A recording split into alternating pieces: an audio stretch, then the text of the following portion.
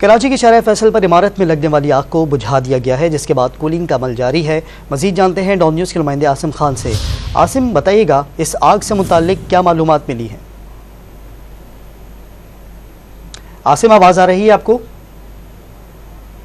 आसिम से रब्ता करते हैं, मज़ीद तफसील लेते हैं इस खबर की।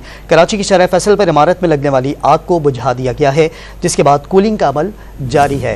फायर ब्रिगेड की गाड़ियां और एक स्नॉर्कल को फौरी तौर पर तलब किया गया शाहराह फैसल पर, और इस इमारत में जो आग लगी थी उसे बुझाने की फौरी तौर पर कोशिश की गई, जिसके बाद कहा गया कि कोशिशों के बाद जद्दोजहद के बाद आग पर काबू पा लिया गया, और अब आग पर काबू पाने के बाद कूलिंग का अमल जारी है। आसिम से रब्ता बहाल हुआ है, उनसे मज़ीद जानते हैं। आसिम, बताइएगा क्या इस वक्त अपडेट है आतिशज़दगी की?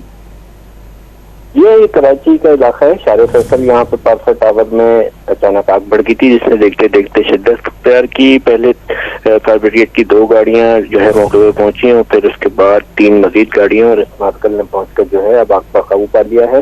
ताहम इमारत में धुआं बढ़ जाने के बायस से कूलिंग का अमल जारी है। इससे कुछ देर पहले मेयर कराची भी यहाँ पहुंचे थे और उन्होंने जो है फायर ब्रिगेड के अमले के साथ आग बुझाने के ऑपरेशन का मुआयना भी किया, और उन्होंने बताया कि यहाँ पर फायर फाइटिंग सिस्टम भी मौजूद था और किसी एक शख्स के जख्मी होने की कोई इत्तला नहीं है। 3 अफराद जो है छत पर फंसे थे, जिन्हें यहाँ से बाहिफाजत निकाल लिया गया है और इस वक्त कूलिंग का अमल जारी है।